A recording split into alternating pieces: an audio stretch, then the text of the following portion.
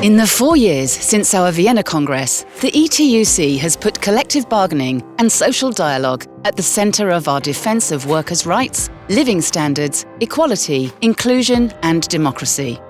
It's been an extraordinary time of war, pandemic and a huge cost of living crisis, but our collective efforts have achieved important gains for working people.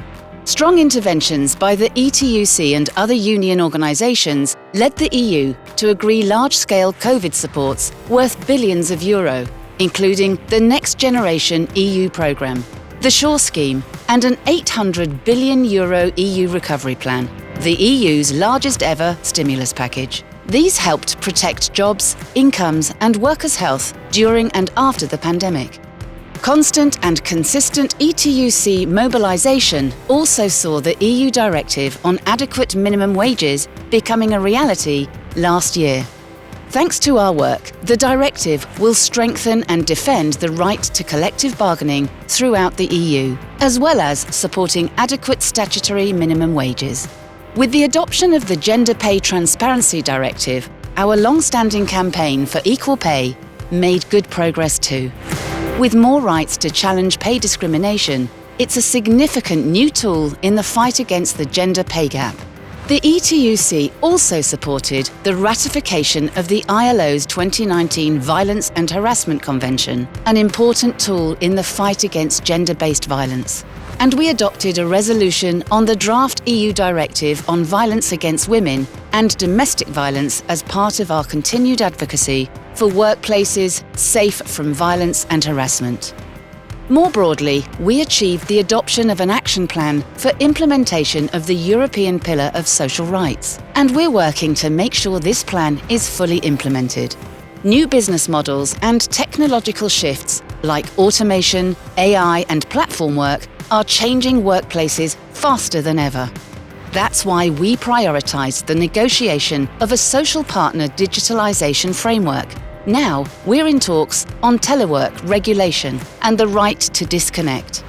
And thanks to the Union action, the European Parliament has endorsed a progressive position on an EU directive for improving working conditions in platform work. We're urging the Council to match this ambition and stamp out bogus self-employment and precariousness once and for all. We're also leading the campaign to make businesses accountable on workers' rights through a directive on corporate sustainability due diligence. And the ETUC's Democracy at Work project has put workplace democracy back on the agenda, winning strong cross-party support for progressive revisions to the EWC directive and a new framework on information, consultation and board-level representation in the European Parliament. In the urgent struggle for climate action, we won agreement on the creation of a €17.5 billion Just Transition Fund to support coal regions and other carbon-intensive industries.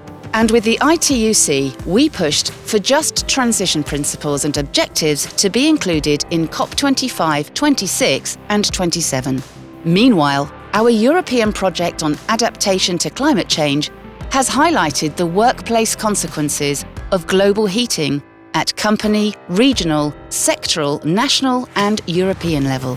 On health and safety, the ETUC's Zero Death at Work campaign won strong support for our demand for an end to workplace fatalities by 2030. Unions also ensured that the Commission recognised COVID as an occupational disease in the health and care sectors, while over 1 million workers will benefit from new EU protections against cancer and asbestos at work. Only strong trade unions, welcoming and relevant to all workers, regardless of age, gender, nationality or sexual orientation, can protect workers, their families and their communities.